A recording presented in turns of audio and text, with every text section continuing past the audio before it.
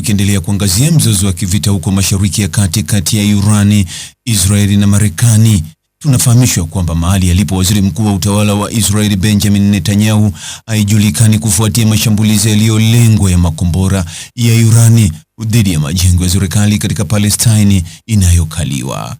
Kwa mujibu wa taarifa iliyochapishwa na shirika la habari la Tasnim la Irani likinukuu idara ya uhusiano wa umma ya Islamic Revolutionary Guard Corps IRGC, ilitangaza kuwa ofisi ya waziri mkuu wa Israeli na makao makuu ya jeshi la anga la Israeli yalilengwa na makombora ya Kaibari ya Irani katika wimbi la 10 la mashambulizi ya Iran.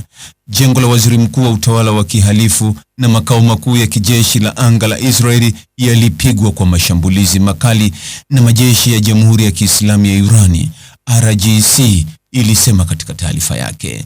Vyombo vya habari vya Israeli viliripoti kuwa Netanyahu alifuta ziara iliyopangwa kwenda Beit Shemesh kufuatia mashambulizi ya makombora ya Irani katika eneo hilo hilo. Video ya hivi karibuni inayopatikana ya Netanyahu ni ya dakika kadhaa iliyotolewa saa 6 zilizopita, na tangu wakati huo hakuna picha au video nyingine zake iliyojitokeza. Maelezo kuhusu hali ya Netanyahu bado haijatolewa na vyanzo vya Israeli. Mtazamaji, ni yapi maoni yako kuhusiana na taarifa hii?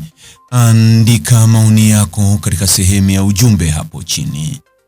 Like na subscribe pia ili uwe wa kwanza kupata habari wa chungu tele. Hii ni Focus News. Jina langu ni Deo Kaji Makomba.